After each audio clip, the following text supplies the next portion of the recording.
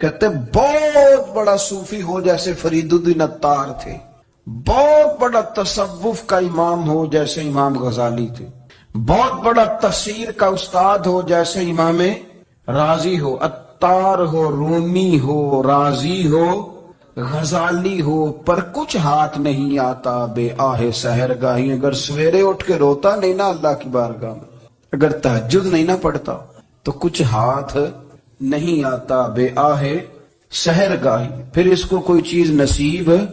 میری بات کی سمجھ آ رہی ہے آپ حضرات؟ جب تک آپ سویرے نہیں اٹھتے، آپ اللہ اللہ نہیں کرتے، آپ کو نوافل کا چسکا نہیں، عبادت کا مزہ نہیں، فرمایا میری عبادت کرو، یہ شوق پیدا کرو، میں نے تمہیں پیدا کیا ہے۔ ہم لوگوں کے نشے مختلف نشے، بڑا عجیب رنگ ہے۔ محفل کی صدارت کرنے والے بڑے پیر صاحب، بڑے القابات، بیچ میں سے بندہ تلاش کرنے سے بھی نہیں ملتا، اتنے بڑے لقب ہیں اس کے، لیکن وہ سج سنور کے 2.5 گھنٹے بیٹھا رہا محفل میں، اور نماز کا وقت آیا تو اس نے مختصر سی پڑھی، وہ نکل گیا، وہ ہلکے سے سجدے کیے۔ اتنا بڑا عشق رسول نعت کا، ہو کیا بات ہے، اور عشق رسول کا بہت بڑا پیغامبر، بہت بڑا مبلغ، اور بیچارہ سمجھ ہی نہیں سکا کہ اللہ کے رسول نے فرمایا تو نماز پڑھ میری آنکھیں ٹھنڈی ہو جائیں گی۔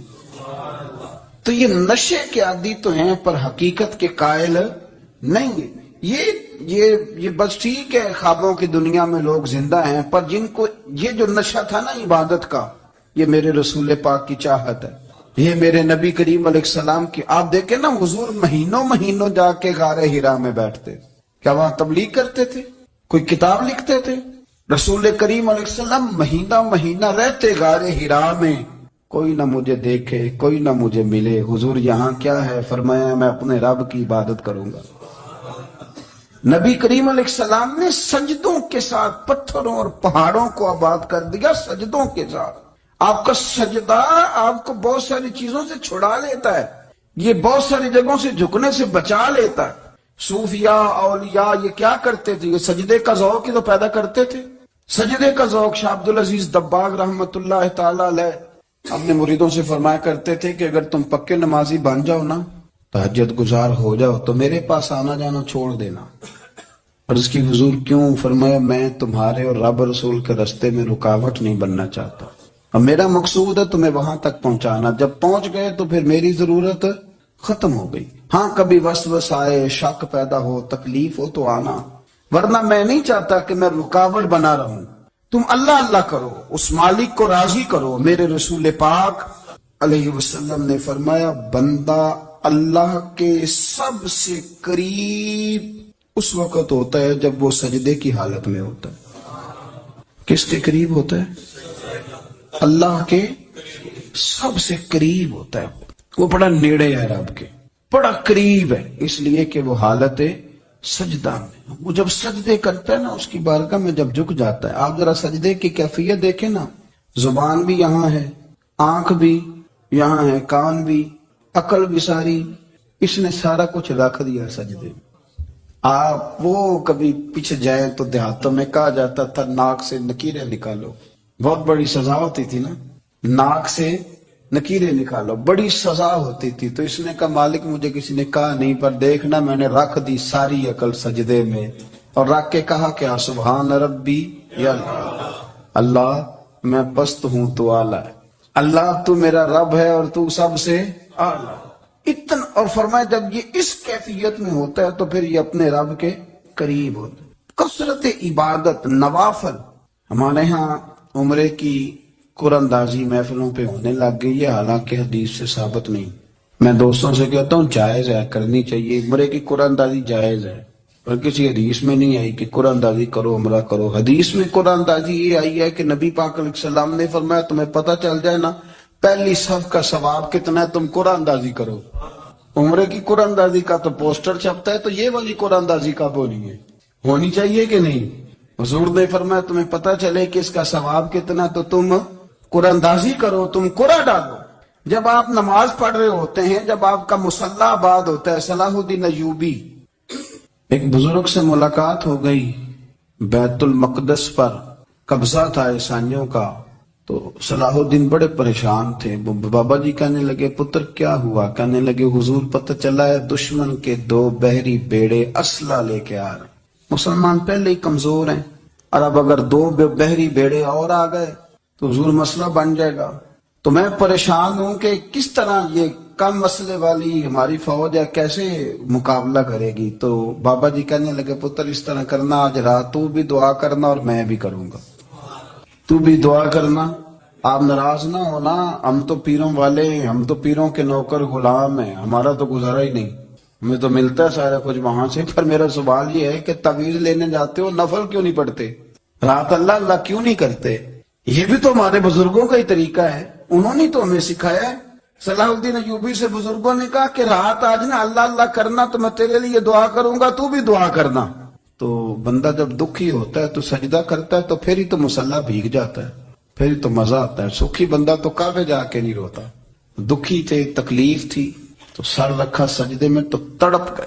اور وہ بابا جی کہتے ہیں میں مسجد آیا تو صلاح الدین چیخیں مار کے رو رہا تھا اور کہہ رہا تھا مالک میں کوئی اپنی شان کے لیے تو نہیں نہ لڑ رہا، اللہ کو میں کوئی قبضوں کے لیے تو نہیں لڑ رہا، مالک تیرے لیے لڑ رہا ہوں، مجھے بے آبرو نہ کرنا، میری مدد فرمانا. کہتے ہیں میں آیا تھا کہ مسجد میں دعا کروں گا، پر صلاح الدین ایوبی کو روتے دیکھا تو میں لوٹ گیا. تو سویرے صلاح الدین ملے تو بڑے خوش تھے. میں نے کہا پتر کیا ہوا؟ کہنے لگے حضور وہ بحری بیڑے 2 آ رہے تھے نا اسلحہ لے کے، دونوں ڈوب گئے پانی میں ڈوب گئے. تو بابا جی کہنے لگے صلاح الدین وہ پانی میں نہیں ڈوبے، وہ تیرے آنسوؤں میں ڈوب گئے، وہ غرق ہو گئے. وہ جو تو نے مسلح بات کیا تو وہ تیرے آنسوؤں میں ڈوب گئے، وہ غرق ہو گئے، وہ تباہ اتنے قیمتی تھے تیرے آنسو کے بہا لے گئے دشمن کے بحری بیڑوں کو. میرے بھائی ٹھیک ہو گیا جی، میرے عزیز سمجھ لیں اس بات کو ہمیشہ کے لیے اور اس پر غور کرنے اچھے طریقے سے کہ میرے رسول کریم سید عالم صلی اللہ علیہ وسلم نے نا ہماری توجہ دلائی، حضور نے ہمیں بتلایا، ہمارا ذوق بڑھایا عبادت کی طرف. ایک صحابی تھے حضرت ابو فاطمہ رضی اللہ تعالیٰ عنہ، یہ ترمذی شریف کی حدیث ہے. نبی پاک علیہ السلام نے فرمایا ابو فاطمہ قیامت کے دن مجھ سے جلدی ملنا چاہتے ہو کہ دیر کے ساتھ؟ تو کہنے لگے حضور کون ہوگا جو دیر سے ملنا چاہے، ہم نے تو جان دے دی وعدہ دیدار پر. اعلیٰ حضرت فرماتے ہیں جان دے دی وعدہ اور نقد اپنا دام ہو ہی جائے گا. مجھے لگتا ہے کہ یہ سودا نقد و نقد ہو جانا ہے، چونکہ ہم نے جان دے دی وعدہ دیدار پر. آپ نے وعدہ کیا تھا کہ مریں گے تو پھر زیارت ہوگی، تو مر گئے ہم زیارت کی خاطر. جان دے دی وعدہ دیدار پر تو نقد اپنا دام ہو ہی جائے گا. اے رضا ہر کام کا ایک وقت ہے، دل کو بھی آرام ہو ہی جائے گا. تو حضرت ابو فاطمہ رضی اللہ تعالیٰ عنہ سے نبی پاک صلی اللہ علیہ وسلم نے فرمایا جلدی ملنا چاہتے ہو کہ دیر سے؟ عرض کی حضور فٹافٹ ملنا ہے، میں نے قیامت کے دن آپ سے جلدی ملنا ہے. تو نبی پاک علیہ السلام نے فرمایا پھر اس طرح کرنا، دنیا میں رہ کے سجدے زیادہ کرنا، پھر سجدے زیادہ کرنا، قیامت میں ملاقات جلدی ہو جائے گی، قرب ملے گا تمہیں. اپنے بچوں کے اندر دیکھیں نا، ہم شوق پیدا کرتے ہیں، ہمیں صحیح لفظ نہیں بولنے آتے پر ہم بچوں میں شوق پیدا کرتے ہیں کہ پتر ڈاکٹر بن جائے گا تو بڑا نفع کرے گا، تو لوگوں کی خدمت کرے گا، ملک و ملت کی خدمت کرے گا، تیرے ابا کا نام روشن ہوگا، تیرے دادا کی تعریفیں ہوں گی. ہم یہ ذوق پیدا کرتے ہیں. ہم اپنے نوجوانوں کے اندر یہ فکر پیدا کرتے ہیں، انہیں ہم سمجھاتے ہیں کہ میاں جب تم پڑھو گے محنت کرو گے تو فلاں آدمی کی طرح تمہارا نام ہوگا. یہ جتنا ذوق ہم بچوں کے اندر ان چیزوں کا پیدا کرتے، ہمیں حکم ہے کسی طرح ہم ذوق پیدا کریں کہ پتر نماز پڑھے گا تو اللہ راضی ہو جائے گا، تو سجدہ کرے گا. دیکھیں نا میرے رسول کریم علیہ السلام نے فرمایا 7 سال کے بچے کو مسجد لے کے جاؤ، یعنی اسے شوق دلاؤ، اس کے اندر یہ خاصیت پیدا کرو کہ اس کا دل کرے مسجد میں جانے، اس کے اندر یہ خصوصیات لاؤ کہ وہ ہمارے ہاں نا ہر چیز کو پرموٹ کیا جا رہا ہے، ہر چیز کو یعنی سر سنگیت سکھانے کے لیے اکیڈمیاں بن گئی، ہر شے پرموٹ ہو رہی ہے. عبادت کا جذبہ کم ہوتا جا رہا، اللہ کا ذوق ہمارے اندر نہیں رہا. اور اتنا مشکل ہم نے اپنے لیے بنا لیا ہے کہ وہ بندہ جو بڑی زبردست مذہبی گفتگو کر رہا تھا اور تگڑی بات کر رہا تھا، کیا بات ہے، لیکن نماز کے بارے میں کمزوری دکھا جاتا ہے، نوافل کے بارے میں وہ چپکے سے نکل جاتا ہے۔ امام احمد بن حنبل رحمۃ اللہ تعالی علیہ، مسند امام احمد بن حنبل 14 جلدوں میں ہے مارکیٹ میں، اور مجھے تو خیر پسند ہی بڑی ہے، میں نے کئی دفعہ پڑھی ہے۔ اور کیا بات ہے امام احمد بن حنبل کی، کیسے تگڑے قسم کے محدث تھے، اور اللہ نے کتنا انہیں اعزاز عطا فرمایا ہوا تھا۔ یہ کوڑے بھی کھاتے تھے دین کی خاطر، سارا کرتا لہو سے بھر بھی جایا کرتا تھا، بڑا اعزاز والا شخص تھے، بڑے اعزاز والے۔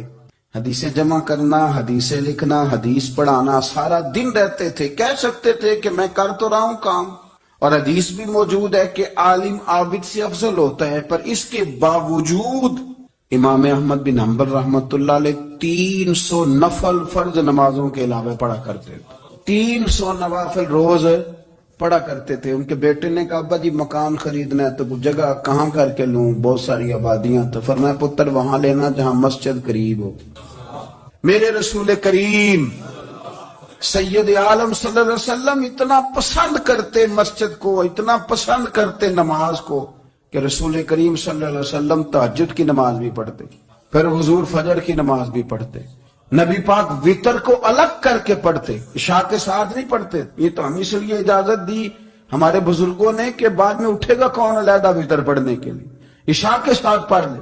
وتر پڑھتے، تہجد پڑھتے، فجر پڑھتے، اشراق پڑھتے، چاشت پڑھتے، پھر مغرب کی نماز کے بعد 6 رکعت اوابین پڑھتے، پھر رات کو صلاۃ اللیل پڑھتے۔ سیدہ عائشہ صدیقہ کہتی ہیں زمانہ سو جاتا اور میرے رسول مصلی بچھا کے کھڑے ہو جاتے۔ او یار کھیتی باڑی کر کے نہیں، محنت مزدوری کر کے نہیں، جناب عائشہ کہتی ہیں میں یہ بھی دیکھتی کہ حضور ایک آیت شروع کرتے تو ساری رات اسی کو پڑھتے، اور میری نظر جاتی تو قدم مبارک پہ ورم آ جاتا۔ یار نماز پڑھ پڑھ کے، اتنی مشقت کر کے، اتنی جد و جہد کر کے ورم آ گیا، یا رسول اللہ اتنی محنت کیوں کرتے ہو؟ فرمایا افلا اکون عبدا شکورا، کیا میں اپنے رب کا شکر گزار بندہ نہ بنوں؟ صحابہ کا ذوق عبادتوں کا، ریاضتوں کا، تلاوتوں کا، طبیعت ہے ان کی، وہ ایک دوسرے کو، حضرت مولا علی شیر خدا کرم اللہ تعالی وجہہ الکریم کے زمانے میں روم کے بادشاہ نے کہا یار یہ مسلمانوں کا پتہ تو کرو، یہ آخر کیوں اتنے زیادہ مجاہد ہیں؟ اس زمانے میں جاسوس بھیجنے کا مزاج تھا، اب تو جاسوس پکڑا جاتا ہے، اب تو جاسوس ہے، اور جاسوسی کا شوق ویسے آج بھی ہے۔ عرض کروں تھوڑی سی بات اس عنوان سے، پتہ کیا ہمارا مسئلہ ہے؟ ہم جہاں جاتے ہیں نا وہاں تھوڑی خوشبو سونگنے کی کوشش کرتے ہیں، وہ کیا ہے تو یہ کیا ہے تو ادھر کیا ہے تو تھوڑا سا ادھر کیا ہے۔ میرے رسول پاک پڑھیے درود شریف، سارے پڑھیے ذرا زور سے، صلی اللہ تعالی۔ نبی پاک علیہ السلام نے فرمایا جاسوسی نہ کرنا ورنہ تم بندوں کو خراب کر دو گے، اور فرمایا اس طرح نہ ہو کہ تم کسی کے آپ کھول نہ نکلو تو تمہارے پہلے کھول جائیں۔ یہ جو ذوق ہے نا یہ ختم کریں، چھوڑیں، مطلب آپ کس چکر میں پڑے ہوئے ہیں، اتنی زیادہ توجہ کرنے کی کیا ضرورت ہے؟ اپنے کام سے کام رکھیں، اس میں بندہ تھوڑا سا نا آسان رہتا ہے۔ یہ جو بہت زیادہ ٹٹولنے والے لوگ ہوتے ہیں نا وہ بےچارے پھر عمر ٹٹولتے ہی گزار دیتے ہیں، اس لیے کہ مزاج ہی بہت پکا ہے، بوری کا منہ کھول کے اندر تک ہاتھ ڈالنا، تو پھر کئی دفعہ سامنے سے بچھو بھی لڑ جاتا ہے، خرابی ہوتی۔ تو جاسوسی کی جاتی تھی، اس نے بھی جاسوس بھیجے، کیونکہ قبیلوں کے لوگ تھے، کچھ مسلم کچھ کافر، پہچانے نہیں جاتے تھے لوگ، تو کچھ لوگ اس نے بھیجے، انہوں نے آ کے نا تحقیق کی، ریسرچ کری کہ آخر ماجرا کیا ہے۔ تو واپس جا کے انہوں نے رپورٹ دی نا روم کے بادشاہ کو، اس رپورٹ کا ایک جملہ بڑا شاندار ہے، وہ کہنے لگا بادشاہ ہمیں مسلمانوں کی کوئی سمجھ نہیں آئی، ہمیں کوئی سمجھ نہیں آئی۔ انہوں نے کہا کیوں نہیں سمجھ آئی؟ کہنے لگے یار عجیب بندے ہیں، جب رات مصلی پہ بیٹھتے ہیں تو یوں لگتا ہے ان کا دنیا سے رشتہ ہی کوئی نہیں، کوئی کسی کو نہیں جانتا، کوئی اپنے دکھ سنا کے رو رہا ہے، کوئی اپنی بات کر کے رو رہا ہے، لگتا ہے کہ ان کا کوئی رشتہ ہے ہی نہیں جب مصلی پہ بیٹھتے ہیں۔ اور فرمایا جب سویرے یہ جہاد کرنے نکلتے ہیں تو لگتا ہے ان سے زیادہ دلیر ہی کوئی نہیں۔ حالانکہ جو مسلوں پہ رونے دھونے کے لوگ ہوتے ہیں وہ کئی دفعہ جہاد میں کام نہیں کرتے، لیکن عجیب لوگ ہیں کہ رات کے راہب ہیں، دن کے مجاہد ہیں، کوئی سمجھ نہیں آتی۔ میرے عزیز ان لوگوں نے مسلح آباد کر کے رکھا، تلاوتیں ان کا ذوق رہی، منظر روز پڑھنا، اسباق پڑھنا، وظائف پڑھنا، یہ ان کا ذوق رہا۔ اعلیٰ حضرت بریلوی رحمت اللہ نے 1000 کتاب لکھی ہے، لیکن الوظیفۃ الکریمہ کے نام سے جو وہ صبح و شام بظاہر پڑھتے تھے وہ الگ انہوں نے ان کو بیان کیا، پابندی کے ساتھ اپنی اللہ اللہ کرتے۔ شیخ شہاب الدین سہروردی رحمت اللہ علیہ اس پر ایک بندے نے اعتراض کیا، اس نے کہا جی آپ کس قسم کے صوفی ہیں، مرید بیٹھے ہیں اور آپ وہاں نفل پڑھ رہے ہیں؟ یہ بھی بڑا مسئلہ ہوتا ہے نا، جو بندہ ملنے آتا ہے وہ اپنے ٹائم کے حساب سے آتا ہے، اور پھر اس کا یہ بھی خیال ہوتا ہے کہ پیر صاحب جو ہیں وہ چونکہ درویش ہیں تو نہ انہیں روٹی کھانی چاہیے نہ سونا چاہیے، چونکہ وہ درویش ہیں، اور ہم چونکہ درویشوں کے ماننے والے ہیں لہذا ہمارا یہ طریقہ ہونا چاہیے کہ جیسے ہم کہیں درویش ویسے ہی کر جائے۔ حالانکہ جس کو آپ درویش کہیں گے آپ اس کی مانیں گے، آپ منوائیں گے نہیں، تمہارا مزاج ہوتا ہے۔ شیخ شہاب الدین پر لوگوں نے اعتراض کی، حضور لوگ ملنے آئے ہیں، زیارت کرنے آئے ہیں، یہ بندے دعا کرانے آئے ہیں، اللہ اللہ کرانے آئے اور آپ نفل پڑھ رہے ہیں، کیا جملہ ہے، کیا حسن ہے، کیا خوبصورتی ہے۔ فرمانے لگے رب و رسول سے مانگنے کے لیے مصلی بچھایا ہے، اگر وہاں سے مانگوں گا نہیں تو تمہیں دوں گا کیا؟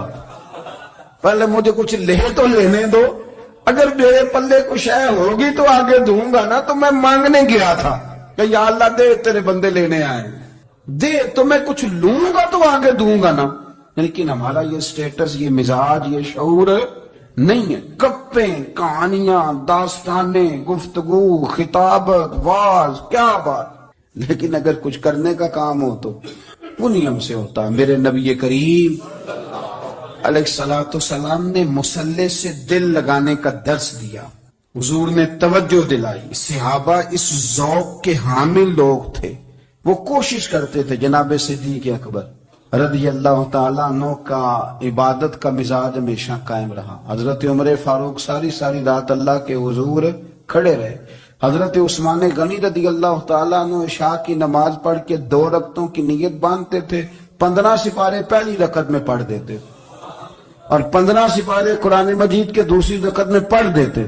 آپ نے نا حضرت عمر فاروق کے وصال کے بعد ان کی ایک بیوہ سے نکاح کیا، حضرت عثمان غنی نے نکاح کیا۔ وہ خاتون آپ کے نکاح میں آئیں تو عرض کرنے لگی امیر المومنین میرے لیے اعزاز تو بہت ہے کہ میں امیر المومنین کی بیوہ تھی تو امیر المومنین کی منکوحہ ہو گئی ہوں، لیکن حضور نہ تو میں جوان ہوں کہ میرے اندر رغبت ہوتی اور نہ میں اب اس قابل ہوں کہ کوئی خدمت کر سکوں، میرے ساتھ نکاح کی وجہ کیا بنی؟ تو عثمان غنی رو پڑے، فرمانے لگے میں نے عمر فاروق کو مسجد میں اپنے رب سے ڈرتے ہوئے دیکھا، میں نے اسے روتے ہوئے دیکھا ہے، عدل کرتے دیکھا ہے، انصاف کرتے دیکھا ہے، امت کی خیر خواہی کرتے دیکھا۔ تمہارے ساتھ نکاح اس لیے کیا ہے کہ تم مجھے یہ بتاؤ کہ عمر فاروق گھر کے اندر اپنے رب کو کیسے راضی کرتے تھے، گھر کے اندر کیسے راضی کرتے تھے، وہ طریقے بتلاؤ، تم بتاتی جانو اور میں بھی اسی طرح گھر میں عبادت کروں۔ میرے رسول کریم علیہ الصلوۃ والسلام نے ارشاد فرمایا، حضور فرمانے لگے جس گھر میں اللہ کا ذکر ہوتا ہے وہ گھر زندوں کا ہے، اور جس گھر میں رب کریم کا ذکر نہیں ہوتا وہ گھر زندوں کا نہیں ہے۔ گھر نہ ہم نہ کتابوں میں پڑھتے ہیں کہ ایک بزرگ کہتے ہیں، حضرت فضیل بن عیاض کہتے ہیں کہ میں ایک گلی سے گزر رہا تھا تو گھر کے اندر کسی قاری صاحب نے قرآن کی آیت پڑھ دی، ولی من خاف مقام ربہ جنتان، میں تے میرے کانوں سے ٹکرائی تو اللہ نے میری کایا ہی پلٹ دی، میں توبہ کر گیا۔ اب گھر کے اندر سے آواز آئے تو صحیح نہ تلاوت کی، پر اندر سے آواز آتی نہیں، یا ڈیک بجنے کی آواز آتی ہے، یا ٹی وی چلنے کی آواز آتی ہے، یا دھوم مچانے کی آواز آتی۔ عبادت کا وہ جو خاص شوق تھا، وہ جو حسن تھا، وہ جو توانائی تھی، وہ جو بات تھی۔ ایک جگہ پہ ہم بیٹھے تھے تو وہاں ایک صاحب آئے، انہوں نے آتے ہی کہا کہ مہربانی کریں ذرا مجھے مصلی دے دیں، میرے نہ کچھ نفل رہ گئے، تو میں نے وضو کر لیا تو کوئی مصلی مل جائے۔ مصلی انہیں دے دیا گیا، وہ مصلی لے کے چلے گئے تو پیچھے ایک صاحب نے تبصرہ کیا، کہنے نے کتنا ریاکار بندہ ہے، لوگوں کو دکھا رہا ہے کہ میں نفل پڑھتا ہوں، ہے کو بات کرنے والی۔ میں نے اسے کہا تو مہربانی کرنا اس طرح کی ریاکاری تو بھی کر، پکڑ مصلی اور جا تو بھی تھوڑی ریاکاری کر کے آ، اٹھ ذرا شکر کر، کوئی یہ ریاکار بھی ملا ہے، کوئی نفل پڑھ کے ریاکاری کر رہا ہے۔ اللہ کا میں کہتا ہوں کو پڑھے تو صحیح نہ یار، یہ کوئی دور ہے نفل پڑھنے کا، اس میں تو لوگوں کا مزاج ہی نہیں، طبیعت ہی نہیں۔ میں نے کہا چل مہربانی کر، یہ لے مصلی اور تو بھی جا تھوڑی سی، یا کارے یا ریاکاری کرو تو صحیح نا، مزاج ہی نہیں، ذوق۔ جمعے کی نماز پڑھ کے یوں دنیا بھاگتی ہے، اوہ ہو پتہ نہیں کون سی پیچھے آگ تھی، جو بجھائی جائے گی۔ اور آج تک لوگ مسئلہ پوچھ رہے ہیں کہ جمعے کی بعد والی سنتیں کتنی ہوتی ہیں۔ میں نے کہا کتنے سال ہو گئے جمعہ پڑھتے، کتنے سال ہو گئے، ابھی تک سنتوں کا نہیں پتا، ابھی تک نہیں علم کے پہلے کتنی رکھتے ہیں اور بعد میں کتنی رکھتے ہیں۔ عبادت اس لیے کیا کرو کہ اللہ نے تمہیں پیدا کیا ہے، اور اس لیے کہ تم سے پہلے لوگوں کو بھی اللہ نے پیدا کیا ہے۔ اور پھر ارشاد فرمایا کہ الذی جعل لکم الارض فراشا، وہی رب ہے جس نے تمہارے لیے زمین کو فرش بنایا ہے، والسماء بناء، اور آسمان کو چھت بنایا ہے، وانزل من السماء ماء فاخرج به من الثمرات رزقا لکم، زمین کو فرش بنایا، آسمان کو چھت بنایا، پھر آسمان سے پانی برسایا جس کے ذریعے پھل نکالے، اور وہ بھی کسی اور کے لیے نہیں، رزقا لکم، تمہارے رزق کے لیے، وہ بھی تمہارے رزق کے لیے۔ یہ ساری نعمتیں تمہیں دی ہیں، اب فلا تجعلوا للہ اندادا، اب تم اللہ کے ساتھ کسی کو شریک نہ بناؤ، وانتم تعلمون، تم جانتے بھی ہو،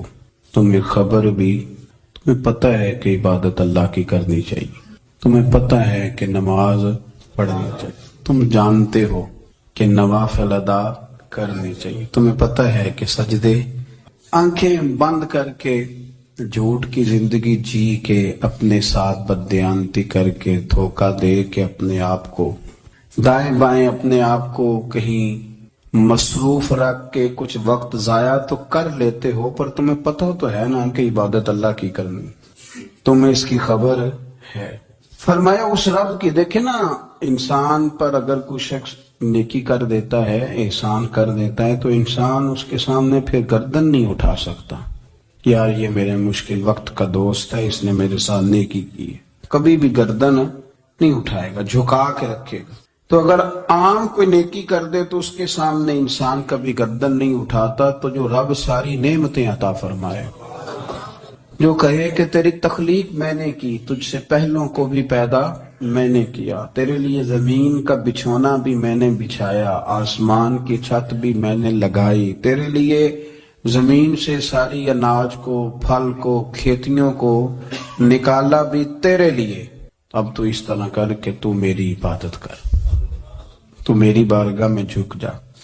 بہت سارے نشے لوگوں کو لگے ہوئے ہوتے ہیں، ہر آدمی کوئی نہ کوئی نشہ کرتا ہے، کوئی دولت کا کرتا ہے، کوئی شہرت کا کرتا ہے، کوئی اپنی تعریف کا نشہ کرتا ہے، دو چار لوگوں سے تعریف سن کے مطمئن ہو جاتا ہے۔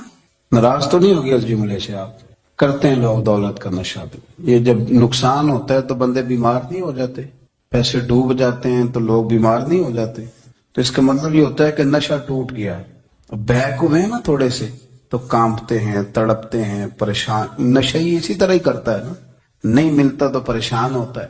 یہ سارے نشے ہیں، مختلف قسم کا نشہ۔ ہم مانتے نہیں اس بات کو، تسلیم نہیں کرتے، کیونکہ تسلیم کرنا بڑا مشکل کام ہے، اس کے لیے تو بڑی ساری چیزیں جو ہے وہ دبوچ کے اور بڑی سارے رستے پھلانگ کے آنا پڑتا ہے، تو بڑا مشکل ہے ماننا، ورنہ کرتے ہیں ہم، ہمارا مزاج ہے۔ یہ گھومنے پھرنے کا، دنیا دیکھنے کا بھی ایک نشہ ہے، یہ بہت ساری باتیں کرنے کا بھی ایک نشہ ہے، گپ شپ کا بھی ایک نشہ ہے۔ دو چار لوگوں کی جب تک پگڑیاں نہ کھول لیں، بعض لوگوں کو نیند نہیں آتی، یہ غیبت کا، چغلی کا، بددیانتی کا، یہ بھی ایک نشہ ہے۔ اس پر ملا رومی رحمت اللہ نے بڑا کلام لکھا ہے، وہ کہتے ہیں مانگ کے کھانے کا بھی نشہ ہے، مانگ کے کھانے کا بھی نشہ ہے۔ وہ کہتے ہیں کہ ایک بھیک مانگنے والی خاتون تھی، تو بادشاہ کے پاس بھیک مانگنے آئی، تو بادشاہ کو پسند آ گئی، اس نے شادی کر لی۔ اب اس کو عادت تھی بھیک مانگ کے کھانے کی، تو وہ کنیزوں سے کہا کرتی تھی کہ فٹافٹ نہ روٹی لے کے آیا کرو، میں 2-3 دفعہ مانگوں تو پھر لایا کرو، کیونکہ ایک نشہ ہے نا، تو میں مانگوں 2-4 دفعہ تو پھر۔ تو انسان بہت سارے نشے کرتا ہے، یہ مانتا نہیں، یہ موبائل، یہ فیس بک، یہ سارے نشے ہی ہیں۔ اپنی فوٹو لگا لینا، سارا دن اسی کو دیکھتے رہنا، اور بڑے بڑے سیانے بندے جو وزادار ہیں، بڑے وزادار لوگ ہیں، لیکن وہ بھی سنجیدگی کے قائل نہیں، اس طرح کے نشوں کا شکار ہیں۔ یہ سارے نشے ہیں جو ہم نے پال لیے۔ ہمارے صوفیاء، ہمارے بزرگ فرماتے ہیں کہ تم اس طرح کرو، اگر سارے نشوں سے بچنا چاہتے ہو تو سجدے کا نشہ شروع کرو۔ سجدے کا نشہ شروع کروں.